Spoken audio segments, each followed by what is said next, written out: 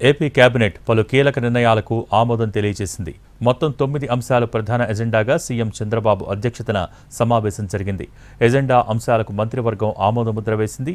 దీంతో Andhra Pradesh drone corporation స్వతంత్ర విభాగంగా ఏర్పాటు కానుంది. స్టీల్ ఉత్పత్తికి ఆర్సిలర్మిట్టల్ నిస్సార్ ఇండియా లిమిటెడ్ చేసిన ప్రతిపాదనలకు ఓకే చెప్పింది. ఆ కంపెనీ కోరినట్టు అనకాపల్లి జిల్లాలో క్యాప్టివ్ పోర్టుకు అనుమతిచ్చింది. విద్యుత్ శాఖలో 710 కోట్ల రుణం కోసం హడ్కోకి ప్రభుత్వ గ్యారంటీ ఇస్తూ కేబినెట్ ఆమోదముద్ర వేసింది. నాగార్జున సాగర్ ఎడమ కాల్వ రిటైనింగ్ వాల్ నిర్మాణానికి గ్రీన్ సిగ్నల్ ఇచ్చింది. పోలవరం బనకచెర్ల ప్రాజెక్టుకు సంబంధించి జలహారతి కార్పొరేషన్ పేరుతో ప్రత్యేక వ్యవస్థ ఏర్పాటుకు కేబినెట్ ఆమోదం తెలిపింది. ఏపీలో 3 స్టార్ సహా ఇతర ప్రీమియం హోటళ్ల అభివృద్ధికి బార్ లైసెన్స్ ఫీజును 25 లక్షలకు తగ్గిస్తూ చేసిన ప్రతిపాదనకు ఓకే చెప్పింది. యువజన సర్వీసులు, పర్యాటక, సాంస్కృతిక శాఖల్లో వివిధ జీవోల రాటిఫికేషన్కు కూడా ఏపీ కేబినెట్ ఆమోదముద్ర వేసింది.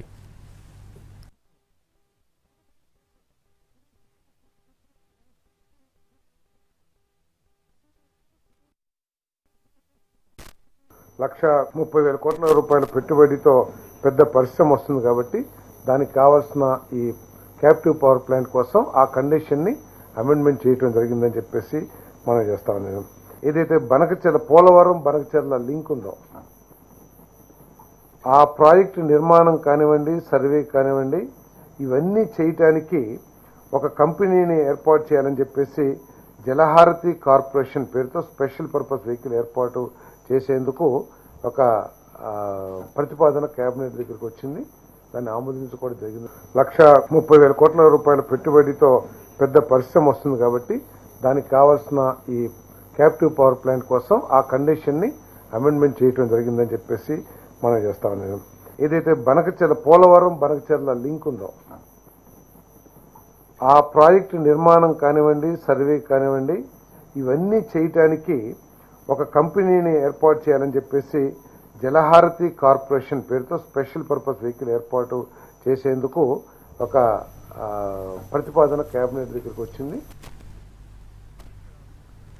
నెలలో 4 రోజులు పల్లెనిద్ర చేయాలని మంత్రులు, ఎమ్మెల్యేలను ఆదేశించారు ఏపీ సీఎం చంద్రబాబు. పలు గ్రామాల్లో పల్లెనిద్ర చేసి సమస్యలు తెలుసుకోవాలని సూచించారు. ఏపీ కేబినెట్ సమావేశం ముగిశాక మంత్రులతో సీఎం చంద్రబాబు ప్రత్యేకంగా సమావేశమై పలు అంశాలపై చర్చించారు. పల్లెనిద్రపై ఈ సమావేశంలో స్పష్టమైన ఆదేశాలిచ్చారు. సంక్షేమ పథకాలు అమలు చేస్తున్నా కూడా సరిగ్గా ప్రజలకు చెప్పలేకపోతున్నామని మంత్రులతో అన్నారు ముఖ్యమంత్రి. ఏపీలో లబ్ధిదారుల కన్నా ఇతర రాష్ట్రాలలో లబ్ధిదారులు చాలా తక్కువగా ఉన్నారన్నారు. అయినా కూడా పథకాలకు సంబంధించి అర్థమయ్యేలా సరిగ్గా చెప్పలేకపోతున్నామన్నారు. విశాఖ రుషికొండపై కూడా మంత్రులతో సీఎం చంద్రబాబు చర్చించారు. ఆ భవనాలను ఏం చేయాలని ప్రశ్నించారు. వెంటనే మంత్రులంతా ఒకటే బదులిచ్చారు. రుషికొండ భవనాలను సందర్శించాలని సీఎం చంద్రబాబుకు సూచించారు. ఆ తర్వాత ఏం చేద్దాం అనే దానిపైన తమ అభిప్రాయాలు చెప్పాలని మంత్రుల్ని ముఖ్యమంత్రి కోరారు.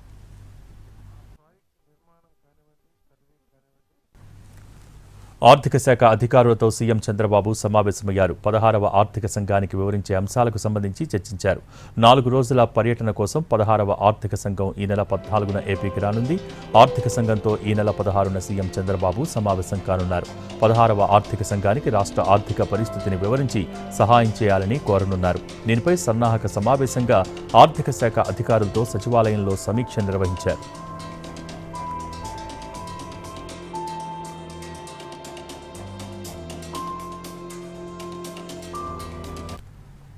మంగళగిరి నియోజకవర్గ ప్రజలకు ఎన్నికల ముందు ఇచ్చిన హామీలను నెరవేరుస్తున్నారు మంత్రి నారా లోకేష్. 3 దశాబ్దాల పేదల కల నెరవేర్చేలా ఇళ్ల పట్టాల పంపిణీకి శ్రీకారం చుట్టారు. ఉండవల్లి రజక కాలనీలో నివాసం ఉంటున్న సీతామహాలక్ష్మి ఇంటికి వెళ్లి స్వయంగా ఇంటి పట్టా అందజేశారు. రేపటి నుంచి 6 రోజుల పాటు పేదలకు ఇళ్ల పట్టాలు అందజేస్తారు. తొలి విడతలో భాగంగా 3,000 మందికి ఇళ్ల పట్టాలు అందజేయనున్నారు.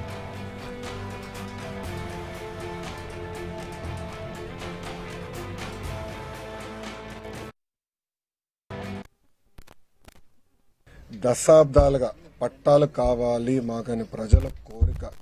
కూటమి ప్రభుత్వం వచ్చిన మొదటి 10 నెలల్లో మేము ఇచ్చిన హామీ నిలబెట్టుకున్నాం. అది మాకున్న చిత్తశుద్ధి. రాష్ట్రం మంగళగిరి కోసం మొదలైన ప్రక్రియ ఈరోజు ఆంధ్ర రాష్ట్రంలో ఉన్న అందరికీ అనుకొచ్చే విధంగా అయింది. సుమారుగా మొదటి విడతలో 8,000 మంది అప్లై చేస్తే దాంట్లో 4,200 మంది మంగళగిరి నియోజకవర్గంలో అప్లై చేశారు. రేపటి నుంచి సుమారుగా 6 రోజుల పాటు ప్రతి కుటుంబాన్ని కలుస్తున్నా. ఏదైతే నేను హామీ ఇచ్చానో బట్టలు పెట్టి పసుపు కుంకాలతో నేను పట్టా ఇస్తాను ఆ హామీ నిలబెట్టుకునే ప్రక్రియ రేపటి నుంచి ప్రారంభమవుతుంది. అది చూసి ఆంధ్ర రాష్ట్రంలో ఉన్న 164 తెలుగుదేశం, జనసేన, భారతీయ జనతా పార్టీ శాసనసభ్యులపైన ఒత్తిడి పెరుగుతుందని భావిస్తున్నా. తప్పనిసరిగా అక్కడ కూడా మా ఇంటి పట్టాలు ఇవ్వాలనే ప్రక్రియ ప్రజలు ముందరికి వచ్చి అడుగుతారని నేను భావిస్తున్నా. దానివల్ల కూడా అక్కడ కూడా ప్రెషర్ పెరిగి పట్టాలు ఇచ్చడానికి అద్భుతమైన అవకాశం ఉంటుందని నేను అనుకున్నా. మీరందరూ ఒకసారి ఆలోచిస్తే ఇప్పుడు ఈ రోజు ఇచ్చిన పట్టా ప్రభుత్వ విలువ 9 లక్షల రూపాయలు. 9 లక్షల రూపాయలు ప్రభుత్వ విలువ. ఇంకా మార్కెట్ విలువ. సిద్దిపేట జిల్లా ఎర్రవల్లి ఫామ్ హౌస్లో ఉమ్మడి ఆదిలాబాద్, కరీంనగర్ జిల్లా నేతలతో మాజీ సీఎం కేసీఆర్ సమావేశమయ్యారు. ఈ నెల 27న వరంగల్లో జరగనున్న బహిరంగ సభ, పార్టీ సిల్వర్ జూబ్లీ వేడుకపై సమావేశంలో చర్చించారు. 2 జిల్లాల ముఖ్య నాయకులకు దిశానిర్దేశం చేశారు కేసీఆర్.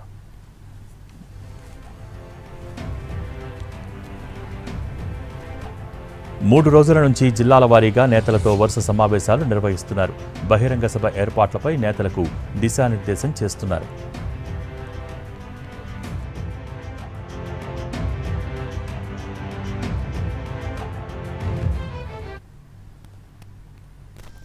ఎమ్మెల్యేల ఫిరాయింపు కేసులో సుప్రీంకోర్టులో వాదనలు పూర్తయ్యాయి. అందరి వాదనలు విన్న తర్వాత కోర్టు తీర్పును రిజర్వ్ చేసింది. అసెంబ్లీ సెక్రటరీ తరపున ఈరోజు వాదనలు వినిపించారు సీనియర్ న్యాయవాది అభిషేక్ మను సింఘ్వి. ఈ సమయంలో రీజనబుల్ టైం అంటే 2028 వరకు వేచి చూడాలా అని ప్రశ్నించారు జస్టిస్ గవాయ్. 14 నెలలు గడిచాక కూడా కోర్టు జోక్యం చేసుకోవాల్సిన సమయం రాలేదా అని నిలదీశారు. స్పీకర్కు తుపాకీ పెట్టి నిర్ణయం తీసుకోవాలని ఒత్తిడి తెస్తున్నారంటూ వ్యాఖ్యానించారు అభిషేక్ మను సింఘ్వి. ఆయన వాదనలు పూర్తి కావడంతో తీర్పును రిజర్వ్ చేసింది సుప్రీంకోర్టు. ఈ సమయంలో జోక్యం చేసుకున్న బీఆర్ఎస్ తరపు న్యాయవాది ఆర్యమా సుందరం 8 వారాల్లోగా తీర్పు ఇవ్వాలని కోరారు.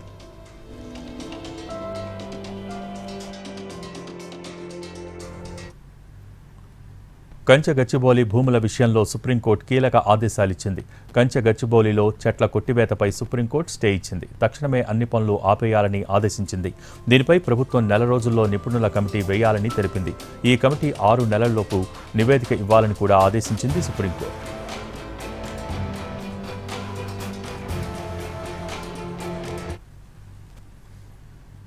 బీఆర్ఎస్ అధికారంలోకి వచ్చాక కంచె గచ్చిబౌలిలోని ఆ 400 ఎకరాల్లో ఎకో పార్క్ ఏర్పాటు చేస్తామన్నారు కేటీఆర్. ఆ భూమిని ఎవరైనా కొన్నా వెనక్కి తీసుకుంటామని చెప్పారు ఆయన.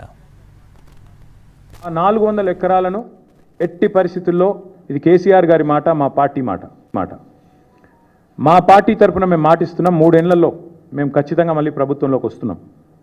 ప్రభుత్వంలోకి వచ్చిన తర్వాత మేము ఆ 400 ఎకరాలని మొత్తం హైదరాబాద్లో, మొత్తం తెలంగాణలోనే అతి పెద్ద ఈకో పార్క్గా ఏర్పాటు చేస్తాము. ఇప్పటి ఆ ల్యాండ్ 1 ఇంచ్ ఎవరన్నా కొనుక్కున్నా ఖచ్చితంగా.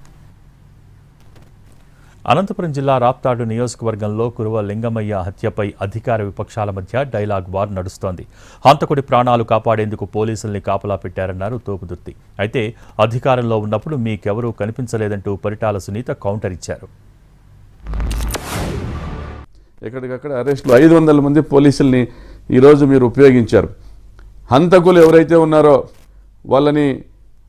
వాళ్ళపైన కేసులు పెట్టకుండా, హంతకులపైన కేసులు పెట్టకుండా వాళ్ళని తప్పించి వాళ్ళ ఇళ్ళకాడ 150 మంది మీరు పోలీసు బలగాల్ని పెట్టారు.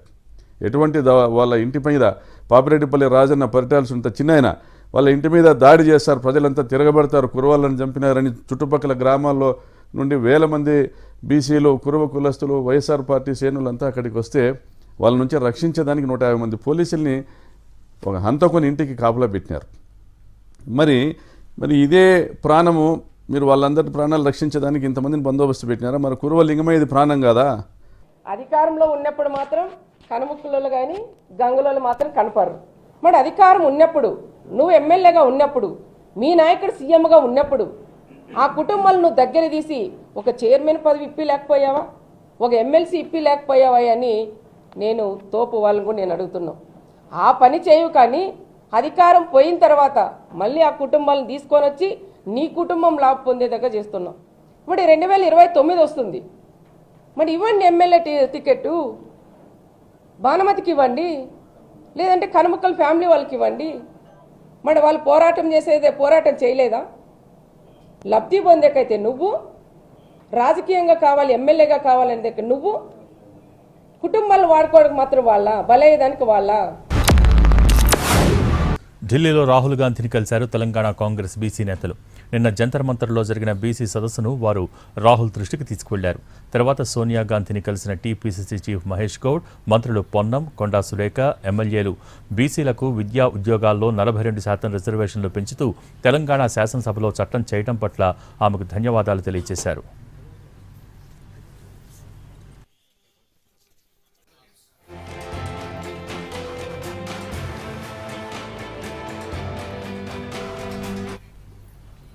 ఫాల్కన్ స్కామ్ దర్యాప్తు సిఐడికి బదిలీ అయింది. చిన్న పెట్టుబడులతో అధిక లాభాలు ఇస్తామంటూ మోసం చేసిన ఫాల్కన్ సంస్థ దేశవ్యాప్తంగా 2,000 కోట్లు కొట్టేసింది.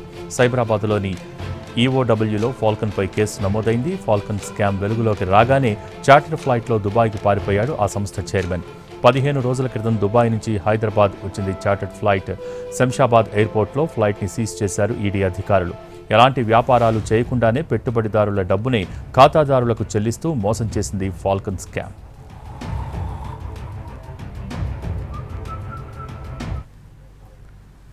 తెలుగు రాష్ట్రాల్లో భారీ వర్షం కురిసింది. పలు జిల్లాల్లో వడగండ్లు కూడా పడ్డాయి. హైదరాబాద్లో మధ్యాహ్నం నుంచి వర్షం దంచికొట్టింది. ఉరుములు మెరుపులతో వర్షం కురిసింది. పలు ప్రాంతాల్లో చెట్లు విరిగిపడ్డాయి. ఎక్కడ చూసినా ట్రాఫిక్ జామ్లే కనిపించాయి. హైదరాబాద్లో భారీ వర్షాలు పడుతూ ఉండడంతో తెలంగాణ ప్రభుత్వం అప్రమత్తమైంది. ప్రజలకు ఇబ్బంది లేకుండా చర్యలు చేపట్టాలని అధికారుల్ని ఆదేశించారు సీఎం రేవంత్ రెడ్డి.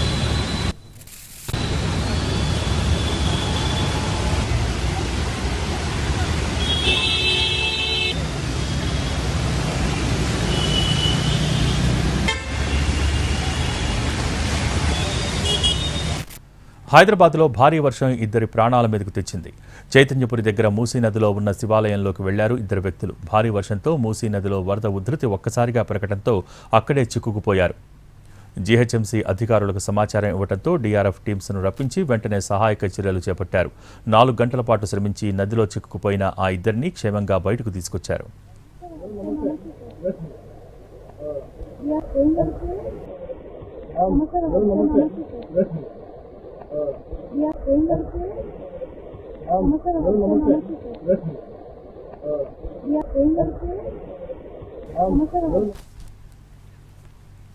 విశాఖ ప్రేమోన్మాది దాడిలో గాయపడి ఆసుపత్రిలో చికిత్స పొందుతున్న బాధితురాలు దీపిక స్పృహలోకొచ్చింది.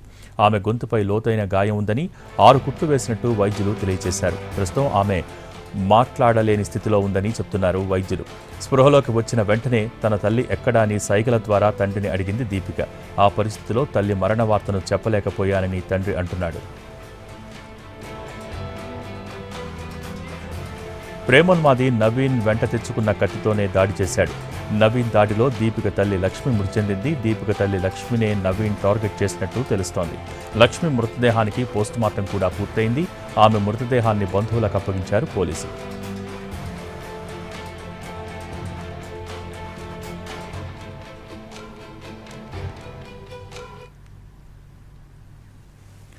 సంగారెడ్డి జిల్లా అమీన్పూర్లో జరిగిన ట్రిపుల్ మర్డర్ కేసులో సంచలన విషయాలు వెలుగులోకి వస్తున్నాయి.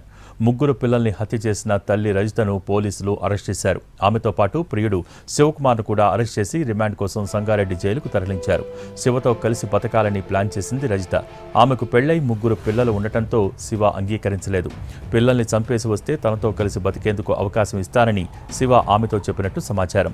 పిల్లలకు పెరుగులో విషం కలిపి చంపేయాలని శివ చెప్పాడని విచారణలో తేలింది. పిల్లలు చచ్చిపోతే భర్త చెన్నైను పోలీసులు అరెస్ట్ చేస్తారని ఐడియా ఇచ్చాడు. ప్రియుడు శివ ఇచ్చిన ఐడియాతోనే 3 పిల్లల్ని చంపేసింది రజిత.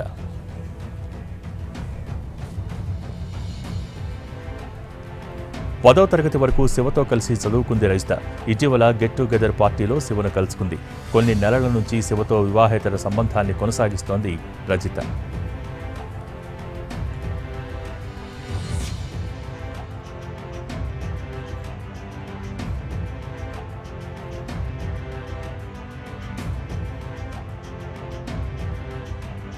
న్యూస్ వక్ఫ్ బిల్లుపై రాజ్యసభలో వాడీవేడి చర్చ జరుగుతోంది. ఉదయం రాజ్యసభలో వక్ఫ్ బిల్లును ప్రవేశపెట్టారు కేంద్ర మంత్రి కిరణ్ రిజిజు. ప్రతిపక్షాలు బిల్లుకు మద్దతివ్వాలని కోరారు ఆయన. ఈ బిల్లు ముస్లిం సమాజ హక్కులను కాలరాయదని చెప్పారు. బిల్లుకు మతంతో సంబంధం లేదని, ఆస్తులతో మాత్రమే సంబంధం ఉంటుందని చెప్పారు. వక్ఫ్ బిల్లును అణిచివేయటానికి ప్రతిపక్షాలు ప్రయత్నిస్తున్నాయని ఆరోపించారు బీజేపీ ఎంపీ జేపీ నడ్డా. ముస్లిం దేశాలు వక్ఫ్ ఆస్తులను డిజిటల్గా మారుస్తున్నాయని, మరి మన దేశంలో ఎందుకు మార్చకూడదని ఆయన ప్రశ్నించారు.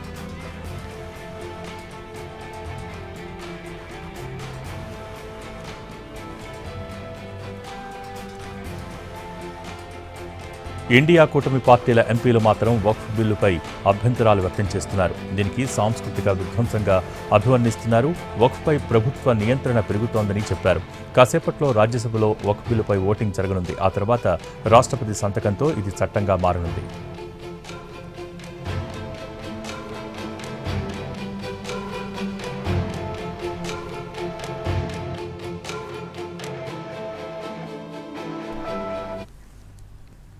వక్ఫ్ సవరణ బిల్లుపై కాంగ్రెస్ అగ్రనాయకురాలు సోనియా గాంధీ కీలక వ్యాఖ్యలు చేశారు. ఈ బిల్లు రాజ్యాంగంపై దాడి చేయటమేనన్నారు.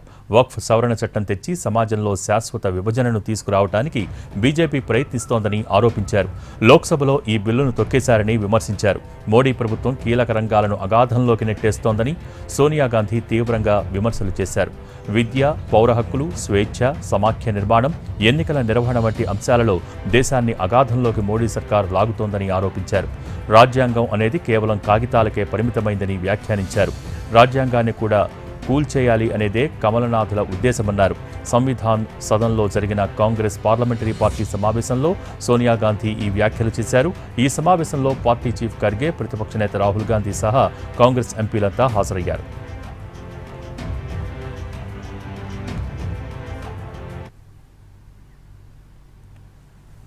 థాయిలాండ్లో పర్యటిస్తున్న భారత ప్రధాని మోడీ బ్యాంకాక్లో బిమ్స్టెక్ విందుకు హాజరయ్యారు. ఈ విందుకు ప్రధాని మోడీతో పాటు ఇతర దేశాధినేతలు కూడా హాజరయ్యారు. బ్యాంకాక్లో బిమ్స్టెక్ విందుకు విచ్చేసిన ప్రధాని మోడీ థాయిలాండ్ ప్రధాని క్షణవత్ర స్వాగతించారు. అంతకుముందు థాయిలాండ్ ప్రధాని షినవత్రాతో భేటీ అయిన ప్రధాని మోడీ ద్వైపాక్షిక అంశాలపై చర్చించారు. ఇరు దేశాల మధ్య కీలక ఒప్పందాలు కూడా జరిగాయి.